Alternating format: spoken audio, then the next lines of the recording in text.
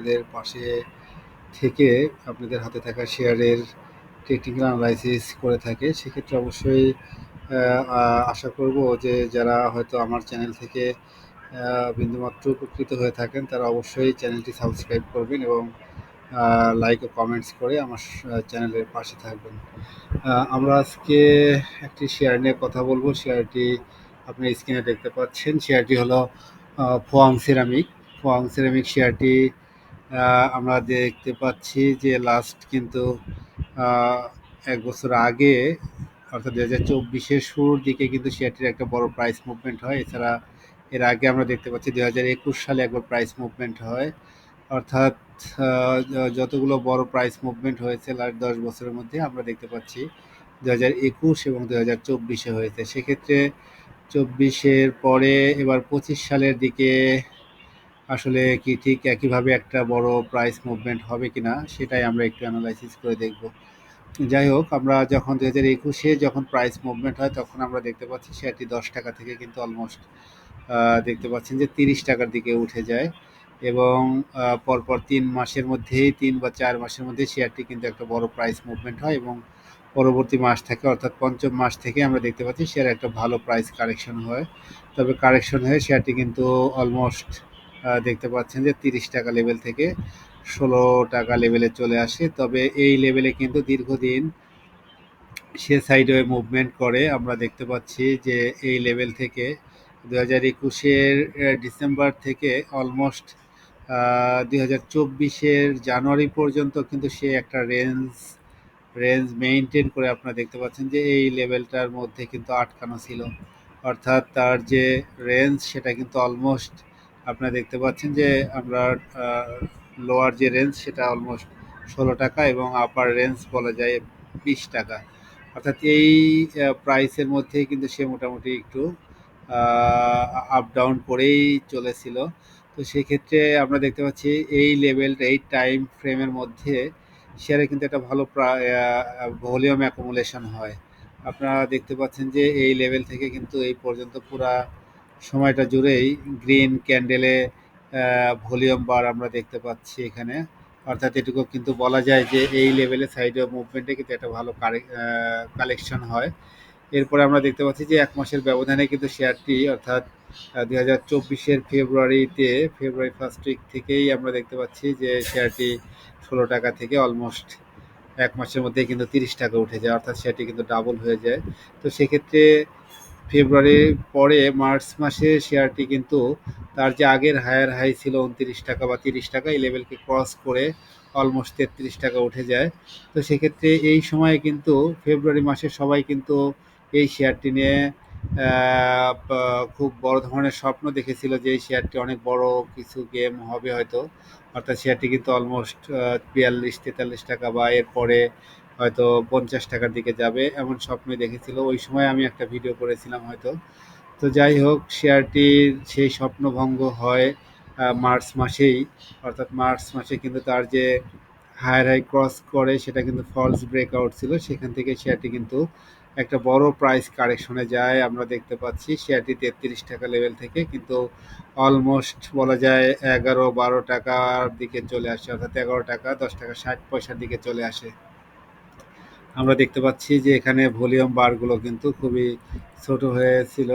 অর্থাৎ ভলিউম বার খুবই কম ছিল। তো সেই ক্ষেত্রে সবচেয়ে মজার বিষয় হলো শেয়ারটি কিন্তু আবারও দেখা যাচ্ছে যে একটা সাইডওয়ে মুভমেন্ট কিন্তু আমরা দেখতে পাচ্ছিলাম লাস্ট 3 বা 4 মাসই বলা যায় যে শেয়ারটি কিন্তু একটা রেঞ্জের মধ্যে অর্থাৎ 11-12 টাকা থেকে শেয়ারটি কিন্তু 14 টাকার মধ্যেই উঠানামা করছে এবং শেয়ারটি লাস্ট 3 মাস আমরা যে এখানে দেখতে পাচ্ছি নভেম্বর, ডিসেম্বর এবং জানুয়ারি এই 3 মাস কিন্তু শেয়ারটি বারবারই ওঠার চেষ্টা করেছে কিন্তু ভলিউম যেহেতু কম ছিল যার কারণে শেয়ারটি কিন্তু প্রাইস মুভমেন্ট করতে পারেনি। তো যাই হোক, শেয়ারটি আমরা দেখতে পাচ্ছি যে 2025-এর ফেব্রুয়ারি এবং মার্চ এই 2 মাসে কিন্তু শেয়ারের আবার ট্রেন্ড কিন্তু আমরা দেখতে পাচ্ছি। ফেব্রুয়ারি মাসে শেয়ারটি কিন্তু 13 টাকা লেভেল থেকে বা 12 টাকা 80 পয়সা থেকে থেকে 14 টাকা 70 পয়সার দিকে উঠে যায়। এরপরে আমরা দেখতে পাচ্ছি মার্চ মাসেও কিন্তু শেয়ারটি ফেব্রুয়ারির চেয়ে উপরেই কিন্তু প্রাইস ক্লোজ হয়, অর্থাৎ 15 টাকা 18 পয়সা বা 20 পয়সা।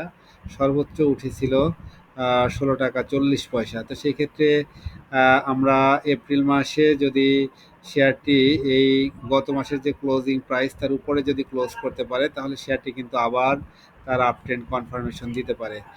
আশা করা যায় যে এই মাসে হয়তো শেয়ারটি অ্যাটলিস্ট 18 টাকার উপরে যাবে ইনশাল্লাহ। আর 18 টাকার উপরে যদি যায়, তাহলে শেয়ারটি কিন্তু আবার নতুন করে তার 20-22 টাকার যে রেঞ্জ সেদিকে চলে যাবে। এবং শেয়ারটিতে আমরা জানি যে শেয়ারটি যেহেতু শার্প ডিক্লাইন হয়েছিল, অর্থাৎ শার্প ফল হয়েছিল 33 থেকে অলমোস্ট 10 টাকা লেভেলে আসতে, কিন্তু তার খুব বেশি সময় লাগেনি, 5-6 মাসের মধ্যেই কিন্তু নেমে যায়। তো সেক্ষেত্রে এই শেয়ারটিতে কিন্তু অনেকেই আটকা পড়ে আছে। তো সেক্ষেত্রে এই শেয়ারটি অবশ্যই ভালো করার যথেষ্ট স্পেস আছে, এবং শেয়ারটির যেহেতু ভলিউম ন্যারো হয়ে আসছিল এবং লাস্ট 2 মাস যেহেতু ভলিউম পেয়েছে ভালো, সেক্ষেত্রে অবশ্যই শেয়ারটি কিন্তু ভালো করার যথেষ্ট সম্ভাবনা দেখা দিয়েছে। তো সেক্ষেত্রে আমরা এই শেয়ারটির আরও কিছু ইন্ডিকেটর দেখব। শেয়ারটি আমরা যদি উইকলি চার্টে দেখি, উইকলি চার্ট অনুসারে আমরা দেখতে পাচ্ছি যে ডাউন ট্রেন্ডের চ্যানেল ব্রেকআউট করেছে লাস্ট কিছুদিন হলো। তো সেই ক্ষেত্রে এটা উইকলি চার্টেও ভালো পজিশন। এরপরে ডেইলি চার্ট অনুসারে একই অবস্থা। আমরা অন্য কিছু ইন্ডিকেটর দেখব।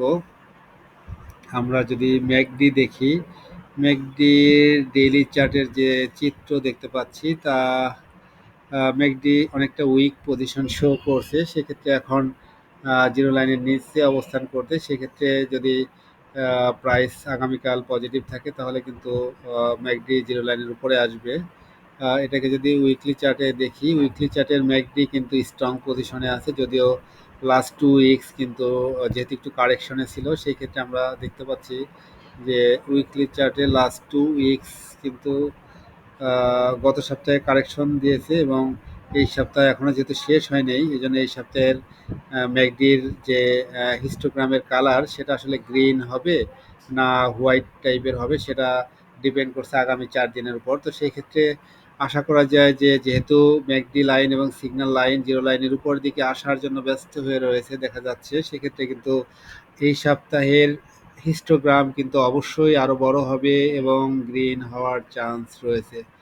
এরপরে আমরা যদি ম্যাকডির সঙ্গে যদি আরএসআই দেখি, আরএসআই কি বলে, আরএসআই উইকলি চার্টে আমরা দেখতে পাচ্ছি জিগজ্যাগ করে কিন্তু উপরের দিকে যাচ্ছে, অর্থাৎ ছোট ছোট কারেকশন দিয়েই কিন্তু সে উপরের দিকে যাচ্ছে।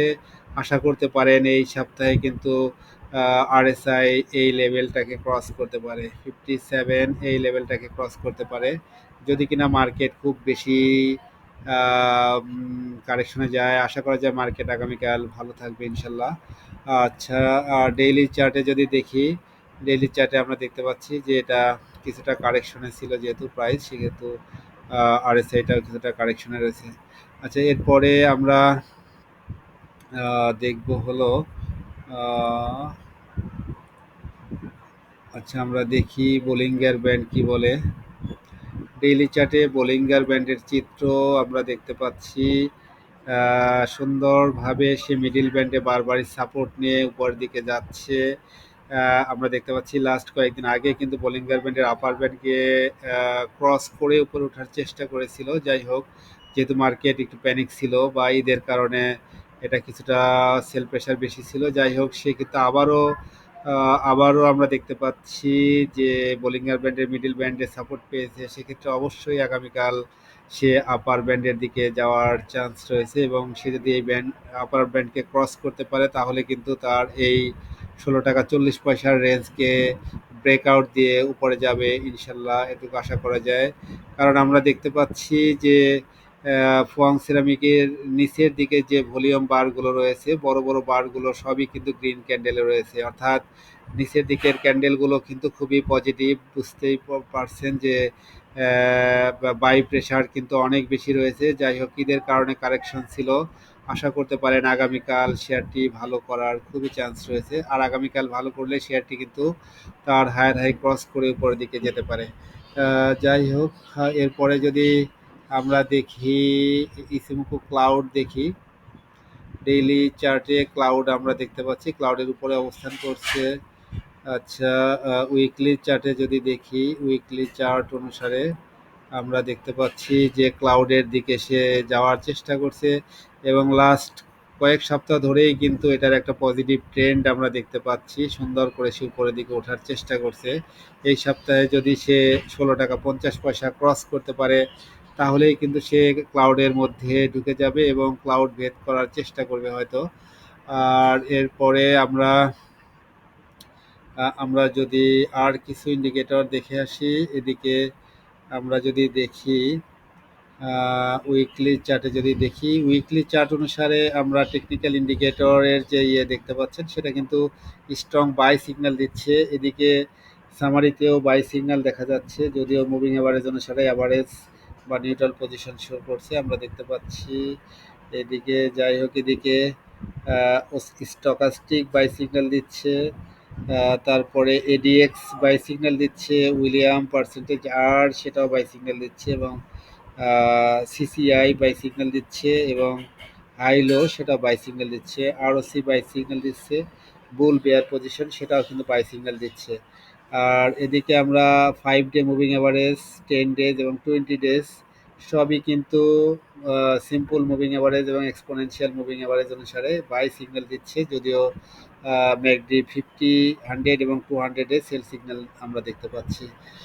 যাই হোক, এটা হলো এর বিস্তারিত আলোচনা ছিল। আমরা এর যদি কিছু আহ, অন্য কিছু বিষয় দেখি, সেক্ষেত্রে আমরা দেখতে পাচ্ছি যে শেয়ারটিতে গত মাস থেকে অর্থাৎ জানুয়ারি থেকে ফেব্রুয়ারিতে আমরা একটা বিষয় দেখতে পাচ্ছি যে ইনস্টিটিউট হোল্ডিং কিন্তু অনেক কমেছে, সেক্ষেত্রে পাবলিক হোল্ডিং বেড়েছে, যা তার মানে পাবলিকের ইনভলভমেন্ট কিন্তু এখানে বেড়ে গেছে। তো সেই ক্ষেত্রে শেয়ারটি পাবলিক যেখানে মুভ করে সেখানে কিন্তু সেই শেয়ারের প্রাইসের মুভমেন্টের সম্ভাবনা দেখা যায়।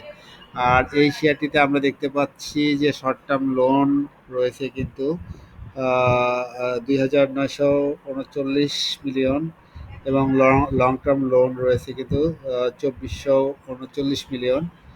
আর ডিভিডেন্ড আমরা দেখতে পাচ্ছি, ডিভিডেন্ডের চিত্র দেখি, ডিভিডেন্ডের কি অবস্থা। ডিভিডেন্ডের চিত্র আপনারা দেখতে পাচ্ছেন যে শেয়ারটি ক্যাশ এবং বোনাস ডিভিডেন্ড দিয়ে থাকে প্রায়ই।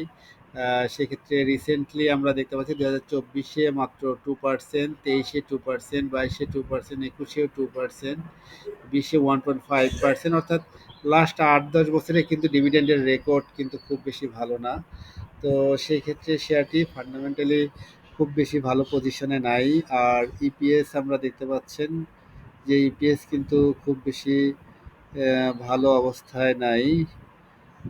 যাই হোক, ইপিএস এর গ্রোথ আমরা যদি দেখি, বেসিক ইপিএস 0.07 ছিল ফার্স্ট কোয়ার্টারে, এরপরে কমে 0.04 হয় এবং এরপরে আমরা আবার 6 মান্থের যে ইপিএস সেটা দেখতে পাচ্ছি 0.1। যাক, ইপিএস বিচারে শেয়ারটি খুব বেশি ভালো পজিশনে এবং পি রেশিও দেখতে পাচ্ছেন যে 70-র ঘরে। তো সেক্ষেত্রে এটা কিন্তু লোন মার্জিনের বাইরের শেয়ার। সেক্ষেত্রে এই শেয়ারটি, যাই হোক, শেয়ারটিতে যেহেতু আমরা দেখতে পেয়েছি যে শেয়ারটি অনেক বিনিয়োগকারী হাই প্রাইসে আটকা পড়েছিল, সেক্ষেত্রে এই শেয়ারটি অবশ্যই কিন্তু আবার মুভ করার চান্স রয়েছে। আমরা দেখতে পাচ্ছি যে মান্থলি চার্ট অনুসারে কিন্তু লাস্ট ৪-৫ মাস বলা যেতে পারে কিন্তু ছোট ছোট করে আপ ট্রেন্ড আমরা স্পষ্ট দেখতে পাচ্ছি। যদি লাস্ট ২ মাসের চেয়ে যদি এই মাসে ভলিউম বাড়ে তাহলে অবশ্যই শেয়ারটি বড় ধরনের প্রাইস মুভমেন্টের কিন্তু সম্ভাবনা দেখা দিতে পারে। যাক, এই হলো শেয়ারটির সার্বিক অবস্থা। তো সেক্ষেত্রে অবশ্যই শেয়ারটি আপনার অবজারভেশনে রাখতে পারেন। আর অবশ্যই সবাই জেনে বুঝে বিনিয়োগ করবেন। ইনশাল্লাহ সবার পাশে থেকে আমি যেন আপনাদের সবাইকে হেল্প করতে পারি। আর সবাই চ্যানেলটি সাবস্ক্রাইব করবেন এবং লাইক ও কমেন্টস করে এই চ্যানেলের পাশে থাকবেন। সবার জন্য শুভকামনা থাকলো। সবাই জেনে বুঝে বিনিয়োগ করবেন। আসসালামু আলাইকুম।